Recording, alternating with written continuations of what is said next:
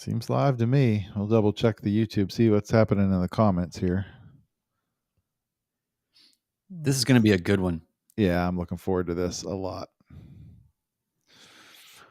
Looking good, looking good. We are on the internet. All right. We've actually already got a couple people here in the chat. We got Mr. One Dull Geeks already here. One Dog Geek is here. Badger Pilot is here. I messed him up. Hey, so wait, let me not get it wrong again. Wisconsin Badgers, yeah? I think right? so. Yeah. I messed him up the one time. I got in trouble. I think I said Nebraska. It's a party foul. All right. I say we fire this thing up. What do you think? I'm ready. All right. Let's do this.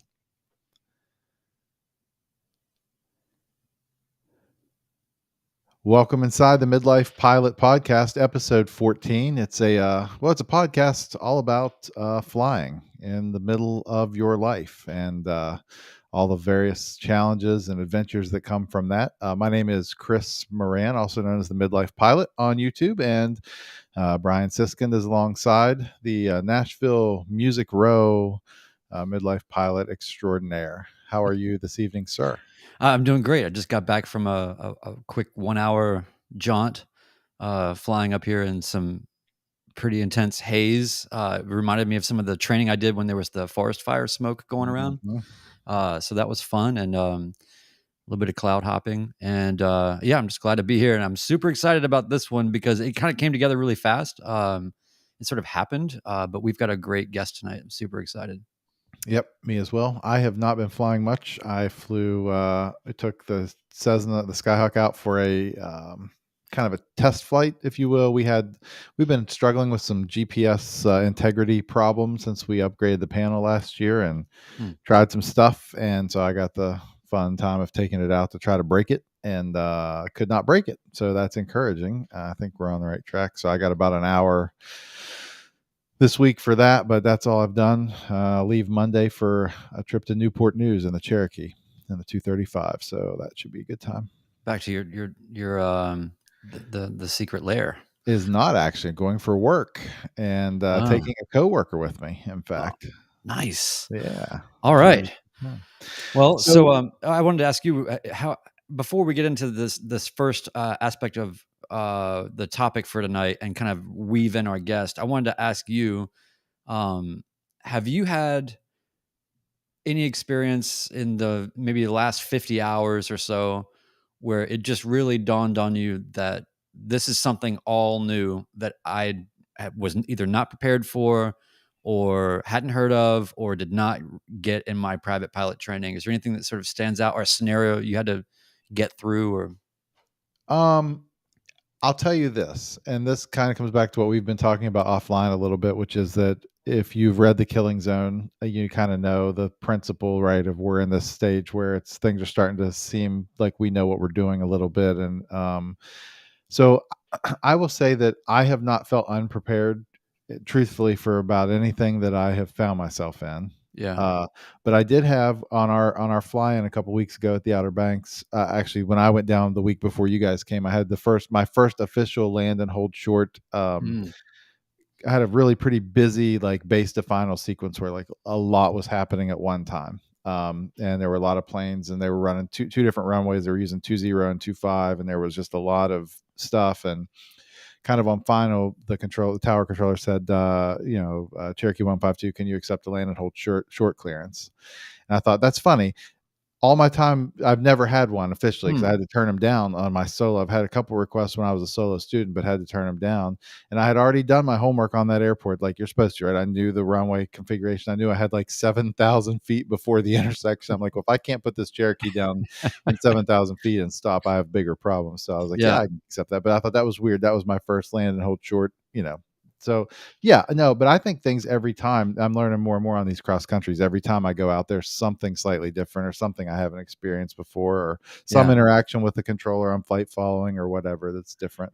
Well, I've got a handful of things, but I'd like to kind of hit our fantastic guest with some of these things. But let's maybe go ahead and get our guest introduced, and then make sure everybody knows in the chat that you put your questions in there, and we'll make sure that they get answered. For sure. So let's welcome in our special guest tonight, Kerry McCauley. Kerry is a pilot, a ferry pilot internationally, a skydive guru, over 20,000 jumps, and an author of the book Ferry Pilot: 9 Lives Over the North Atlantic, which I've been reading a lot about today and just kind of getting familiar with him, but a ton of background. He's going to join us tonight. Kerry, thanks so much for coming on the podcast with us to talk about some of your adventures. My pleasure, guys. Thanks for having me. Absolutely. So tell us a little bit about, and Brian, you can jump in here too, but tell us a little bit about so for folks who may not know you on the podcast, a little bit of your background, like what's kind of your story in aviation? Well, I got my start back in 1980, so that really makes me feel old. I joined the Army and became a UH-1H Huey crew chief. And from there, I went and got my pilot's license, started flying skydivers, and learned about being a ferry pilot, and made that my goal in life, to fly small airplanes around the world. And when I hit about the 1,500-hour mark, got a job with Orient Air out of St. Paul, Minnesota, and started flying small planes around the world. And I've been doing that ever since. Running a skydiving school, professional skydiver, owned planes since 86. I think I got my first one. And currently doing all of the above. Plus, I just a few years ago, as my midlife crisis, got type rated in Citation 650 and started flying a little corporate just for the heck of it. Well, and apparently caravans are pretty easy to fly, right? You've also flown those. Yep, got a lot of time in caravan. We lease a Grand Caravan at my skydiving school in Minneapolis area.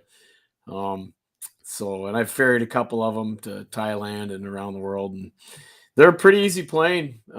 Obviously, because somebody with zero experience just put one down just fine. So I could talk to you all day.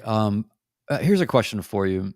I think about all the times that I've done new things in aviation, sort of key moments, even in the sort of young time that I've had, just the first solo to the practice area. I mean, just some of these things, seemed so monumental and were such a key kind of pivotal point in my journey and my experience and all of that.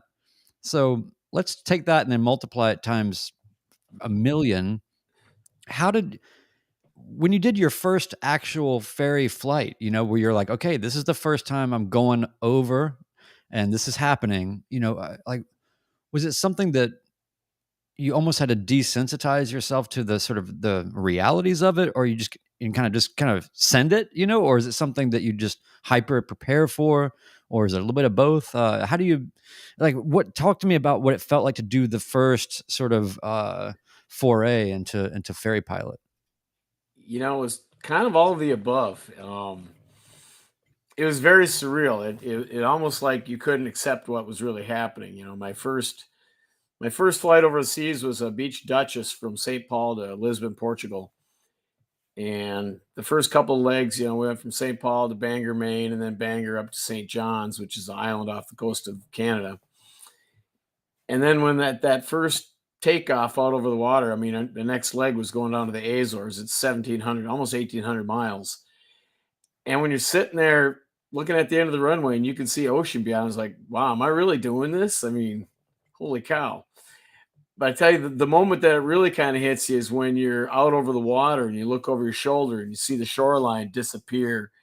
And then you look 360 degrees around you and there is nothing but water. That's when it really kind of hits you like, holy cow. If anything goes wrong, I'm in trouble.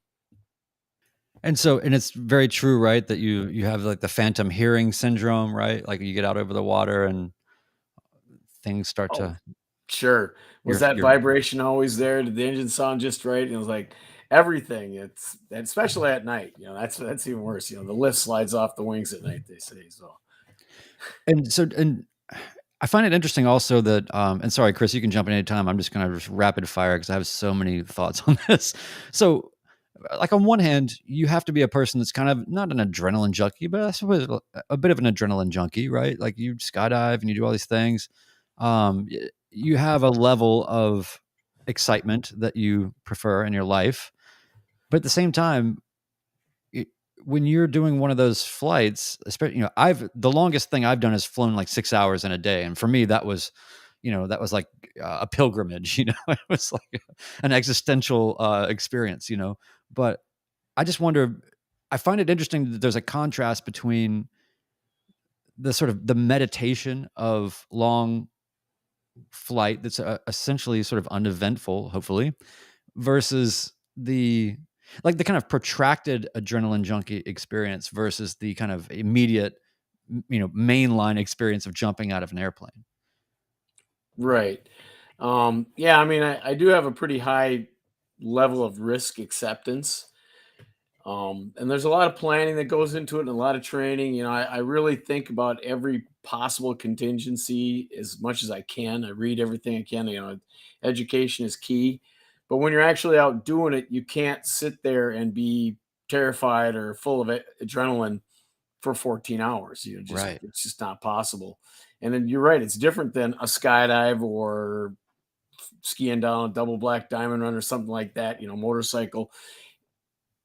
You're kind of like a wary truce with the fear, just kind of put that aside and concentrate on what you're doing in it. But after a while, it's just like you have to accept where you are and what you're doing and put another tape in your Walkman and listen to some Pink Floyd and enjoy the day. Right. Well, hopefully it has auto reverse. Yeah. That's old school. I got better stuff now, instead of a handful of tapes and batteries, now I got hundreds of songs that I can play through my 820. So that's pretty nice. So in your book, let's talk a little about your book, The Ferry Pilot. So obviously there's, I've just kind of read, I've read front and back covers and inside and just trying to kind of get a feel for things. But obviously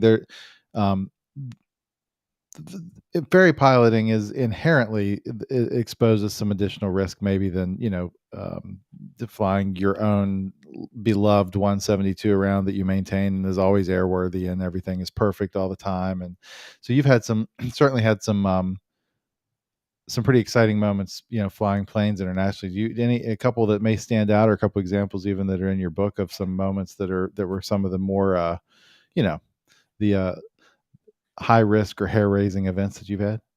Sure. A lot of them. That's why I wrote a book.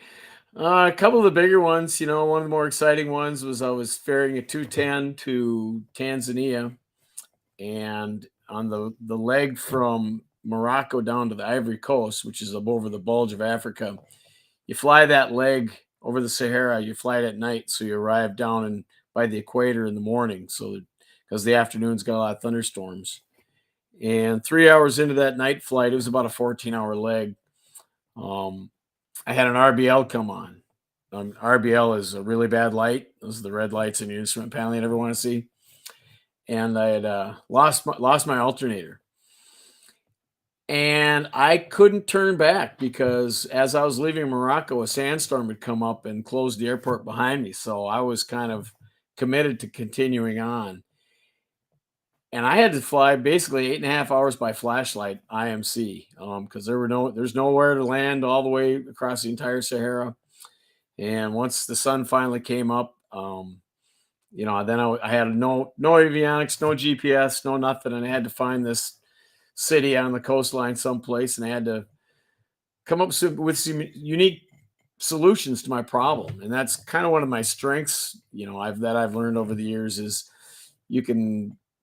if you got time to panic, you got time to do something more productive. So I can put that panic aside and figure out a solution to the problem and, keep swinging, and made my way there.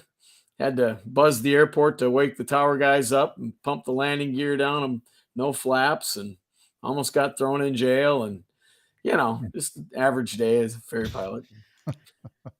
No, and in all fairness, I appreciate your brevity here because we want to cover a lot of things, but there's so many details to that story that I know that are just out of a movie. I mean, like this is the same flight, the same scenario where you, but with the briefcase, right?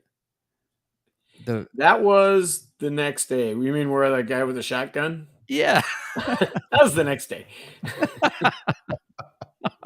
Well, so people need to, dig around, find the more expository versions of your stories, and then ultimately buy your book. That's what we're here to make sure that people do. But I want to turn the corner a little bit because, and part of me feels like such a doofus being such a young pilot, inexperienced, 150 hours, to be talking to somebody like you that's been through, more in a couple of days than I have in the entirety of, we like to do a lot of martyrdom around our training, like this was so hard and it's the hardest thing I've ever done. And, the other day I had this bad landing and, we get really worked up about really small stuff.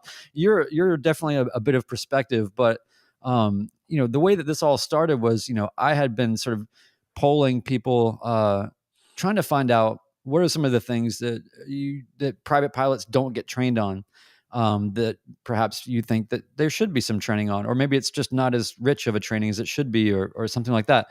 And I thought that your mention of, people bring up the obvious, right? Like spin training, and some of these things, but you brought up, and I guess the wording would be essentially inadvertent scud running under sort of lowering ceilings and terrain ultimately, or just inadvertent scud running. Yeah. That's kind of one of my pet peeves or things that drive me nuts about flight training is CFIs really never cover that. And the scenario I'm talking about is not going out and purposely scud running, hey, I got a day here, the ceiling's at 800 feet and for 100 miles and I think I can make it. Right. It's the day that somebody goes out and pushes a situation too far and gets himself into trouble and they don't know how to handle it. And that's what I really want to talk about, and not necessarily how to avoid that situation per se, but what to do when you find yourself. Because, one of the things that kill a lot of pilots is that inadvertent VFR into IMC conditions. You got a guy that doesn't have an instrument rating. The plane's not equipped for it. It's a surprise to him. And all of a sudden he finds himself in the clouds and he's not prepared for it. And 90 seconds later, he's spinning into the ground and it's over. So that's what I really, think is important and something that really gets missed. So if you do find, as we inevitably find ourselves in that situation, what would be some rules of thumb or mental kind of pointers or advice? And obviously you don't want to be in the situation just like the VFR to IMC situation. You want to avoid it, but when you're in it, you need to do some things. So if you are in a situation where you're scud running, it seems to me like one of the things that would be hard to do is having enough situational awareness to manage, threats with, towers or terrain or whatever, at the same time trying to figure out how to get out of where you are, like having such a localized focus of what's right in front of me and what might I run into versus how do I get the hell out of here? Yeah. Well, there's three main rules to think about when you get in that situation. Number one, don't fly into the clouds. Number two, don't fly into the clouds. And number three, don't fly into the clouds. Not necessarily that simple, but that's the big one. What most pilots do when they find themselves in that situation, the guys that get into trouble aren't the guys that fly too low, they're the guys that fly too high. They find themselves scared of the ground, so they fly as close to the ceiling as they can to avoid being close to the ground and the radio towers and cell towers and power lines. They're literally dragging their tail beacon through the undercast. And that's when you find yourself accidentally flying into the clouds, because most of the time these cloud bases are not smooth like a ceiling. It's ragged. So when you're not paying attention, you're busy. You gotta remember, you find yourself in the situation like, holy crap, I wasn't supposed to be here. I'm in trouble. That you're worried about breaking FARs, which should be the furthest thing from your line. Who cares at that point? Right now, don't die. And you're looking at your GPS and you're trying to get maps out, or you're doing stuff and you're staying high, and all of a sudden, you accidentally pop up into the clouds, and now you're there. and now you're screwed if you're not ready. So what you need to do is fly as low as you need to keep good visibility in front of you. That's the other thing that's bad when you're up against the undercast, is that's where the visibility is bad and you can't see where you're going. So you don't see that rain shower or snow shower in front of you, or that tower that's sticking up into the clouds. Fly down low, as low as you need to fly. Now, yes, what you should do at that point then is turn around and get yourself out of that situation. But just like people who get lost in the woods, pilots are the same way. They hate to turn around and backtrack. They get to that situation like, I can make this. I can get through. It's supposed to be sunny at my destination. So they push themselves further and further. They get themselves deeper and deeper into trouble. The cloud layer gets lower and lower, and pretty soon they're in real trouble. Most pilots are very, very scared of the ground, though. And, rightfully so. There's bad stuff in the ground. You should try to stay away from the edges of the sky. But the clouds are more dangerous.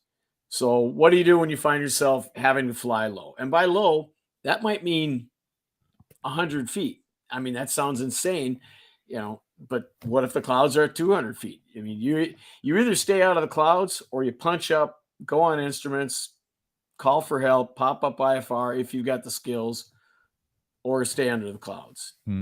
So number one, slow down. Don't be ripping along at 75% power. Slow way down. If the ceiling is so low and the visibility is so fast that you're scared, you're not going to see the obstacles in front of you right away. Slow down even further. Notch your flaps down. Just kind of putz along. You're trying to tiptoe the heck out of there. Keep your eyes in front of you. Don't sit there and stare at your iPad for a long period of time. Look up. You got to get your scan going. Keep an eye on what you're doing, and try not to run into stuff. Power lines and TV towers are the big ones.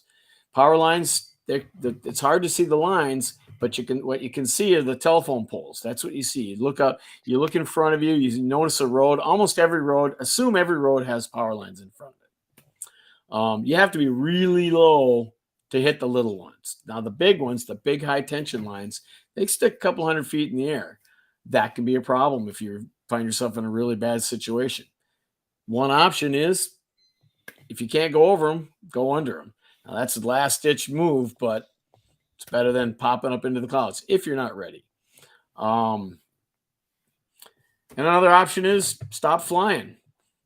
Land. I have a really good friend of mine was flying a skydiving plane from Minneapolis to North Dakota. And of course the plane, he didn't have an instrument rating. The plane had 0 instruments in it and the whole area thunderstorms. And I tried to talk him out of it, but he just insisted, and he took off, and he got about halfway, and the ceilings got lower and lower, thunderstorms in front of him. He finally tried to turn around, thunderstorms behind him. He was literally trapped, and he just put it down on a county road and pulled into a farmer's yard and sat there. I mean, there's nothing wrong with that. That's the FAA couldn't care less. They would much rather talk to you about how you survive this situation than scrape up bits of aluminum all over that farmer's field. For sure. That's great. Kerry McCauley is our guest tonight on the Midlife Pilot podcast. He's author of the book Ferry Pilot, 9 Lives Over the North Atlantic. Jay Little asks a great question. You were talking about your friend there in thunderstorms. He was reading apparently from your book, or about your book, plane struck by lightning. What's that like? It's loud.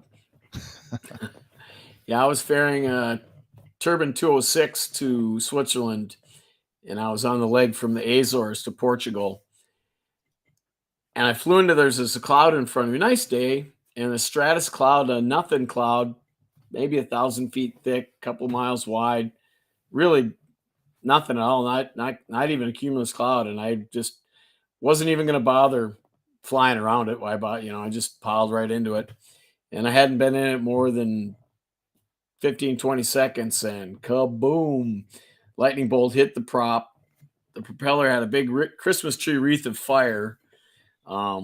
It was extremely loud. You can't imagine how loud it was. And I have no idea. It scared the hell out of me. I have no idea. I had ferry tanks in the plane, 180 gallons of fuel. And I don't know why I didn't turn into a million pieces of aluminum confetti. when the lightning left, it burned a hole in the wing root about the size of a 50-cent piece. It melted the right main tire wheel. It bubbled it like you hit it with a torch, and it took a big chunk out of the prop. So wow, you kind of want to avoid lightning. I did that. I experienced it. You guys don't have to. So off my bucket list. This is totally an aside, but have you ever seen the Werner Hertz documentary from the 90s about the woman who was on a plane in Peru and the plane got struck by lightning and the plane just came apart? She fell from 10,000 feet, still strapped to her row of seats, and came down, landed in the jungle, survived, and then hiked out took her 12 days. She was 17 years old at the time. And she hiked out for 12 days through stingrays and piranhas and crocodiles and, all this, and got out and lived to tell the tale. It's the craziest thing. But when you're talking about the instance of like the moment when the lightning hit, it reminds me very much of that story. And by the way, you can find that documentary on YouTube. It's the most insane thing you can ever see besides whatever Kerry's telling us right now. I've heard of that. I haven't seen. I do need to watch that. I heard a lot about that. So our friend Mark, One Dog Geek, has a question as well. He said, as a new private pilot, almost everything is new, and I frequently find myself forced to learn something that I hadn't anticipated. Do you still have that, or does that eventually end? Those learning moments get fewer and further between because I've gone through just about everything. But every once in a while, I like, wow, that's a new one. I hadn't seen that. Yeah. Nothing springs to mind recently. So basically the answer is it ends. It just takes like 10,000 hours. 40 years and 9,000 hours. But pretty soon you'll have experienced everything. And so I had one, Brian. You asked me earlier, and I forgot. This would be interesting to hear Kerry's take because he's flown just about everywhere. But so I live in West Virginia, so I'm at like my airport elevation is like 1,000 feet MSL, but like just to the east of me. And now we're not like Rocky Mountains over here, in the Appalachians, but I have to cross whenever I go to the East Coast. There's 4,000 foot hills, or the guys in the Rockies would call them hills. We call them mountains. I don't know what you call them, but I had my first experience with kind of mountain wave on my way to the beach about a month ago in a 172, a reasonably underpowered. It's one of the older. It's a 66. It's got 140 horsepower Continental engine in it, and so I'm putzing along, and I thought I was in good shape at like 7,500 feet, but I had a 50 knot tailwind, so I knew there were significant winds. I'm crossing these mountains perpendicularly, so I'm 3,500 feet above them. And before I even realized what was happening, I looked down on my vertical speed indicator, and I'm climbing like 1,500 feet a minute. And if you know this 172, it doesn't climb 1,500 feet a minute in any best case scenario. So I'm like trying to fight the thing and nose over and like deal with it. So I knew what was happening based on my position to the hills, and I understood. And I thought, well, if this is happening now on the upslope of this, I can kind of guess what's going to happen on the other side. And it surprised me equally as much. It took me full power at VY, to maintain altitude on the other side of the hill. Do you have any mountain flying? That to me, that was a new experience. I knew what it was. Like I had been trained to understand the physics of kind of how the wind works, but that first moment when I looked down and realized what was happening, it kind of did catch me by surprise there a little bit. And I thought to myself, that's part of the reason we leave some separation there. Because if I had been 1,000 feet above and the wind had been the opposite direction, and my first run in with the mountain wave was on the descending side, I could have had a problem there. Yeah, actually have experienced that, and going the way that you went, the uphill side first. You don't want to fight that. You want to take all the altitude it's going to give you because it's going to take it away on the other end. So, yeah, you really got to watch when you're flying over mountains and the wind's running perpendicular to ridge lines and stuff like that. I can't remember what the formula was, but when you look at the winds aloft where it's hitting the tops of the highest peaks, and for every 10 knots, 20 knots, something like that, you want to clear that mountain peak by 1,000 feet. So if it's a super windy day, you better clear it by quite a ways or pick another day. Had a friend of mine coming out of Denver in a 421, and he thought he was clearing the mountain peaks by 2,500 feet. He thought he was fine.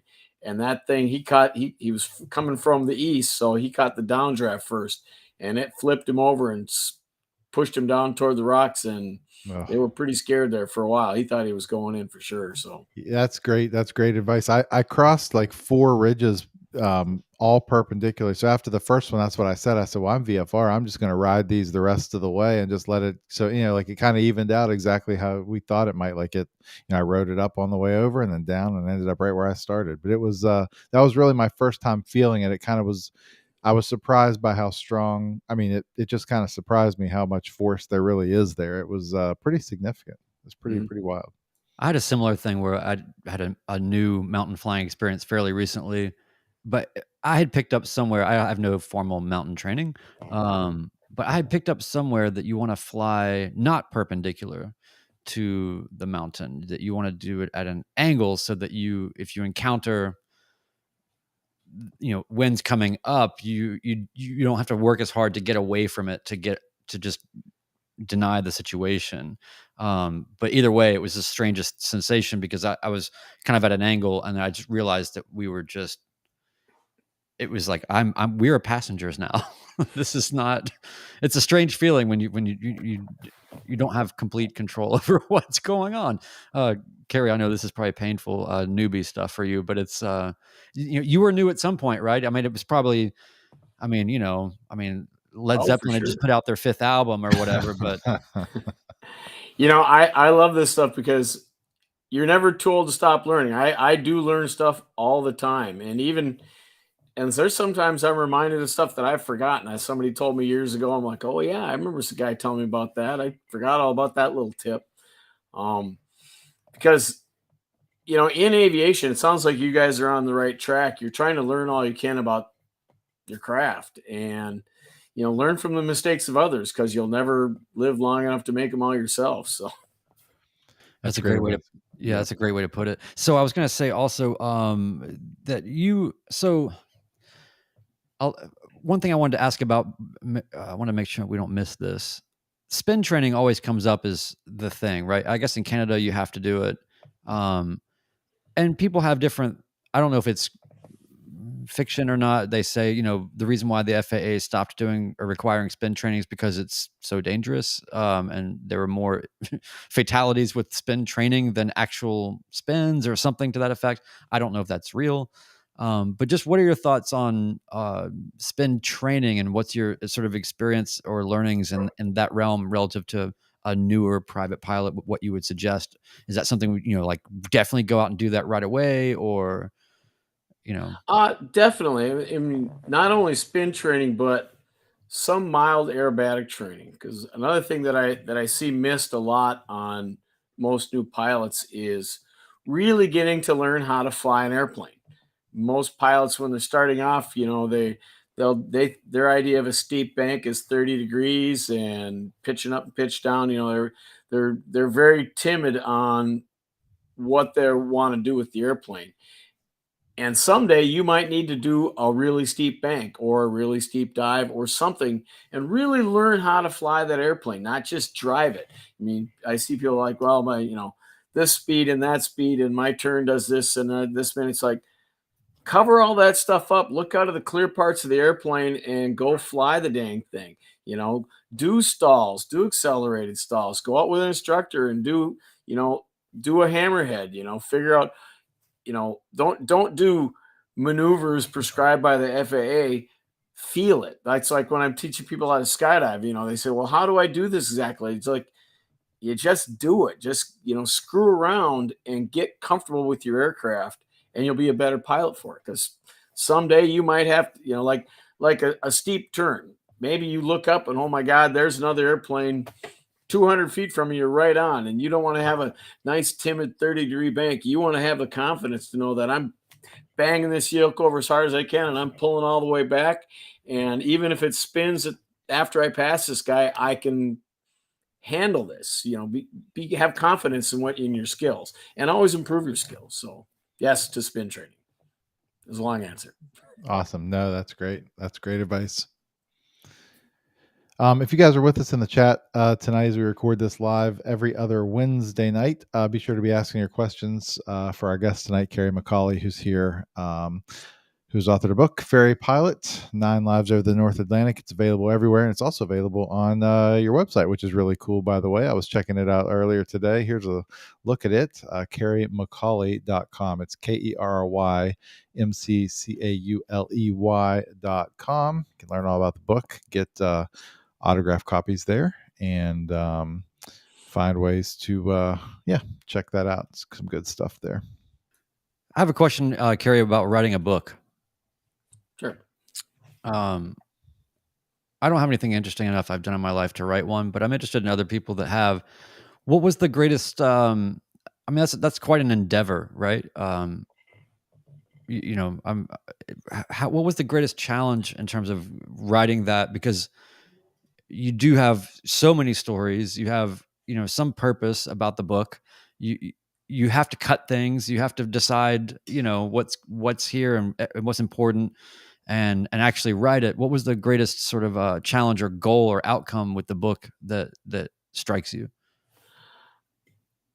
Now, the first one is basically just the challenge was, am I a good writer? I mean, I knew I had good stories, but when you're going to put a book out and have lots of people see it and write like a third grader, that might be kind of embarrassing, but turns out people are like the style. So that was good.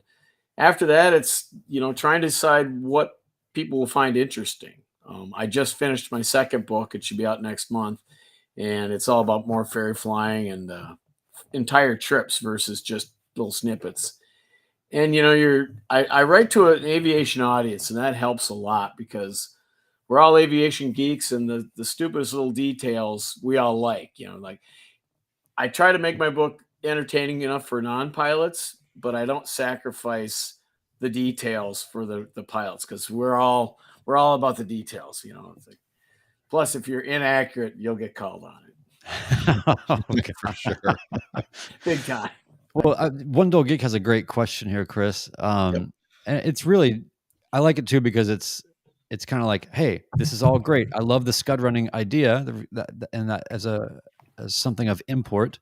So how, so he's asking, including that in training. What would you do to include that into training, or is there some plan or methodology that can be shared that that Mark can take his to his CFI and say, hey, I saw this guy Kerry on the internet and he said that I should do this with you? Well, that's a tough one because of course everybody's definition of scud running is different. I was talking to a good friend of mine who just recently got his private pilot's license, and this subject came up, and I suggest to him that he fly back home that day in his 172 at 1,000 feet AGL, and that number scared the heck out of him. And I was thinking that was very conservative, and that's pattern altitude. That's not, in my opinion, that's not low at all. But for a lot of guys, that is. I mean, they think they're tooling around 1,000 feet. That's crazy dangerous. If your engine quits, you only have a couple minutes to find a place to land. But practicing scud running is tough and dangerous because if you are low, your options are limited. You could hit stuff. So it's not really something. I mean, I want to make myself really clear on this when I'm talking about it. I'm not encouraging scud running. Myself, right. I love scud running and do it all the time. Don't tell the FAA. I've done a lot of it over the years, but I'm very skilled at it. And when I do it in planes, I do it in planes that are IFR certified. I have all the tools at my disposal and the skills that if I push things a little too far, I can just say, well, this has gone far enough. I shoot straight up, pop up IFR clearance, continue on. So perhaps maybe it's something along the lines of you would simulate it on some level and say, okay, we're going to come up with a magic sort of fake ceiling at 1,000 feet, and we're going to go to an area where we know that there's a lot of good alternative places to land if we need to, and some good fields around. And I really liked what you said about one of the things you said that it just wouldn't have dawned on me, at least not to the extent you said, slow down. And of course, I would be thinking maybe slow down, but when you actually said, put the flaps out, like that. When you said that, it clicked in my brain. I wouldn't have thought of that. I thought about it while we were on our beach fly-in, Brian. Quick So story. Chris thinks about it. Because I had my 235 there, and these guys had little like a 172 and a Cherokee 140 that we were trying to kind of go together. And I'm like, I might have to like put my flaps in and like pull things way back and like kind of stay up there. But yeah, no, I'm sorry. Yeah, I'm sorry. Now the flaps thing, that's like an extreme. I mean, you can always slow down, but the flaps thing is like extreme. You've got pushed down to, 300-400 feet, and you're really just tiptoeing along, just trying to extricate, get yourself out of that situation. Another thing that you can practice on, though, I just thought of is, navigation becomes a big thing, because when you are scud running in those conditions, obstacles pop up in your way, snow showers, rain showers, TV towers, mountains, stuff like that. So you want to make sure you're avoiding those, fly around that stuff. Now, of course, if you fly 3 or 4 miles to the left to get around some big rain shower, now you're off course and you're possibly a little lost. Know how to get yourself back on course. I mean, if you got GPS, just hit direct to your destination, and there's your new destination. Don't try to drag yourself back over to your original one. But also training, looking for towers ahead of you. Most GPSs will point those things out. Where am I? What's my altitude? What are my real dangers here? Stuff like that. And also looking at your options on where to go. Yes, if you're going to be stubborn and continue on to your destination, can't help you. Good luck.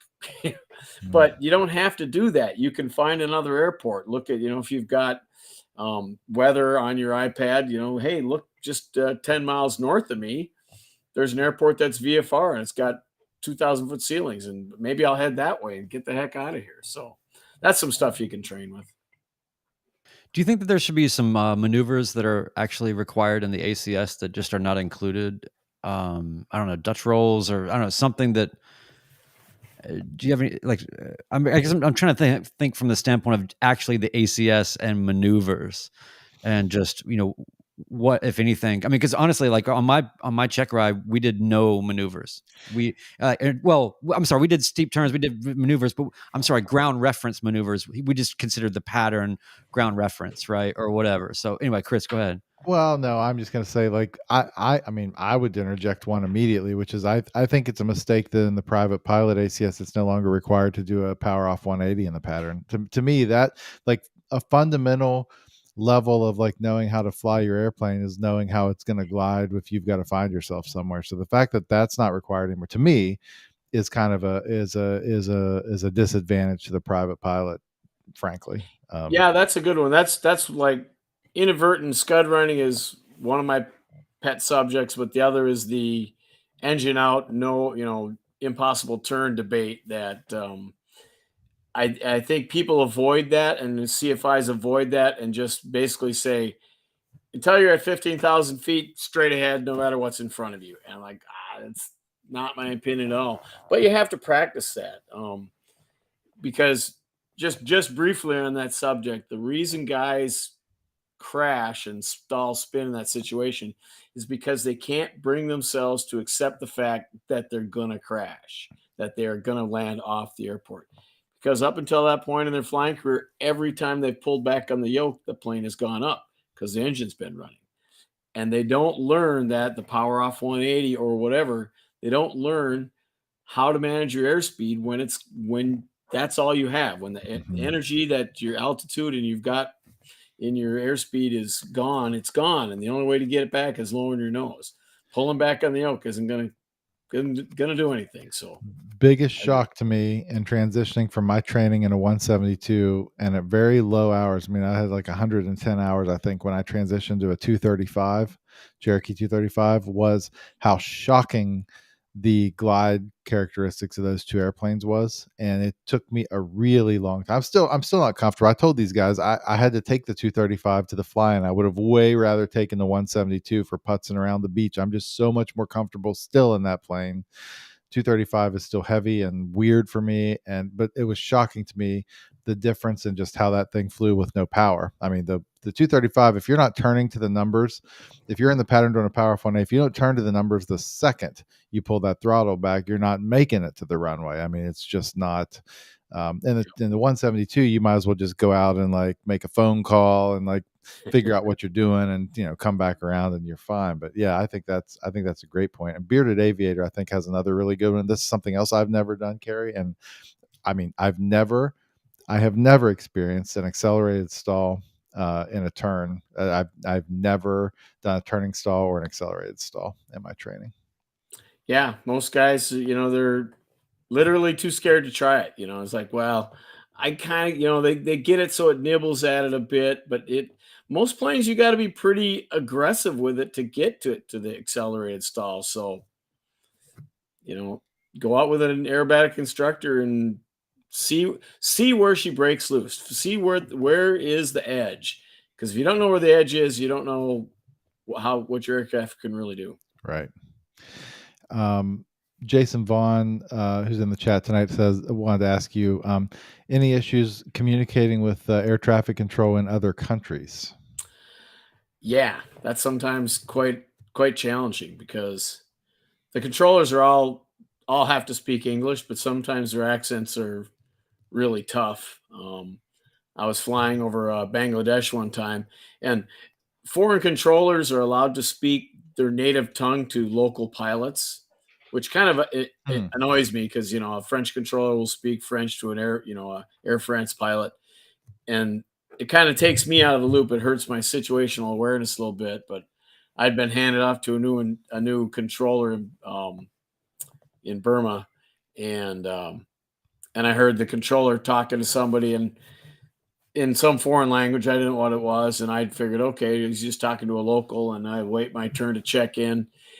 And then I heard the pilot he was talking to answer him back in English, and I realized, oh crap, the original guy was speaking English, and I didn't understand a single word he said. So wow, I say the words "say again" quite often on a ferry trip. I just did that about 3 times on the trip I was just on in Nashville. Well, yeah, I had a funny one today, because the Nashville approach said to me, they called me out and they said, and I was about 10 miles to the southwest of the airport, and they said, I thought he said, "Are you on a right downwind for runway 20?" And I said, so I responded negative. I'm, whatever, 13 miles from the field or whatever. And he was like, he was so pissed. He was like, how do you say it? Like, you are to join basically I'm telling you what to do. I'm not asking you where you are. Yeah. He was not thrilled. So I didn't record it. It was fun. But anyway, so Kerry, one of the things I wonder about is, I find, and I think others have had this dilemma, especially as a newer pilot. Luckily, we have spouses in most cases, or friends that do not value their lives and are willing to trust us enough to come up with us. And that's great. But even still, when they get up there, they start to realize that they do value their lives. And then now they maybe they're having second thoughts about what's going on. So I guess I've thought a lot about, and very much focused on, the craft of making making passengers comfortable that are perhaps nervous or whatever. And I feel like in private pilot training, there's not enough. I mean, they say, here's a couple of things you should brief your passengers, and here's the fire extinguisher, and make sure you open your door when I tell you to, right before we hit the ground, and have a nice day. And that's about like what you get. But there's a lot more nuance to. I learned a lot on my check ride, actually, about sort of tricks to get people's ears sorted out, or motion sickness things, or whatever. So I didn't know if there's anything you had to offer from experience about dealing with maybe nervous or apprehensive passengers. Yeah. Don't fly with them. Don't fly with them. They're really annoying. They like a smooth ride, so I don't know if you've noticed it, but the turbulence usually ends at the cloud layer. So if you got a day that's a broken or scattered layer, get up above there so it smooths out. Um, Remind them to, when you're descending, to clear the ears often so it doesn't build up. Try and avoid showing off steep banks, fly as smooth as possible. That's kind of thing. When I was a young man, I thought it was pretty funny to, do the 0G thing and try to scare my passengers. I was flying back from my grandparents with my brother and sister in a 210 one time, and listening to the Twins game at the World Series, and Kirby Puckett hit the home run, and I pulled it up into a near vertical climb and pushed it over hard. And when we came out of it, my sister hit me on the back of the head so hard I thought she was going to have to land the plane. So don't do that. Got it. No World Series listening. Yeah. No. We got over an ADF, like AM Mm-hmm. radio style. Yep. Nice. I used to do that. We used to do that before we took the ADF. We redid the panel on the 172 and took it out. But for a long time, we were listening to our local news talk station here in Morgantown on it every time we were flying. Yeah. That's funny how 100% reason I left mine in my 182. It's like, there you go. Radio station. Yeah, I tell people it's a clothesline for camping. But yeah. So in terms of if you've done it all, what's next? Or what are your goals going forward from here? Or what's the thing? It could be outside of aviation, it could be whatever. But what's next? Well, I've flown all over the world by myself essentially for so long. I really want to take other people with. I mean, I was able to take my best friend on a ferry flight from Florida to, well, it was going to be to Thailand, but the plane died halfway there, which is a really good story. That'll be in my next book. My goal, my dream trip right now that I'm working on is, my personal plane is a Beech Queen Air, which is a piston version of the King Air.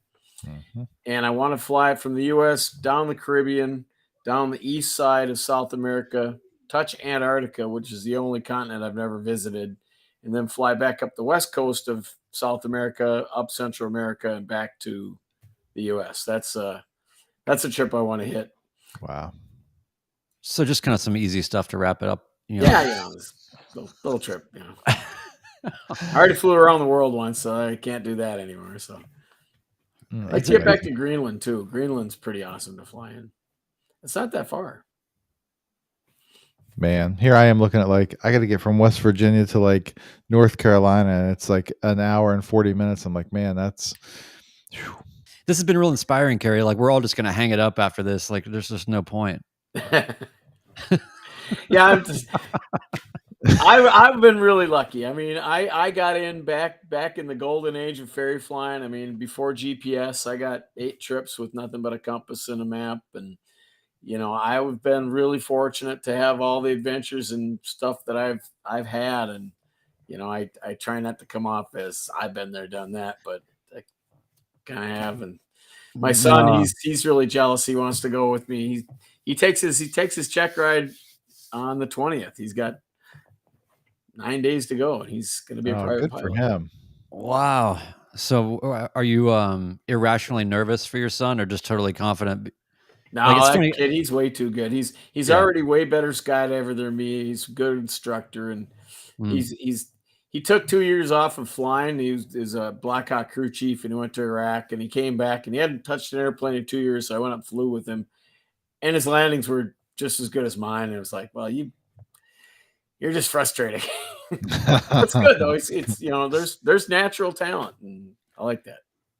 Well, so we got to wrap this up here in a second, but I wanted to maybe punctuate this with just one thing. A lot of what we do here is we have a lot of community around people that are, struggling through training, and it's, for us mere mortals, it's a difficult thing, especially when you're getting to that point when you're learning how to land, and when you're just trying to get past your first solo. It seems, especially in midlife, we talk about this a lot, how like we're not good at sucking at anything at this point, right? Like we've been doing something expertly otherwise in our lives for a long period of time, and then now we're, you know, morons in this new realm and just trying to figure it out. So what would you what words of wisdom would you leave for people that are, you know, not even as far as Chris and I, you know, that are just trying to get to that check ride?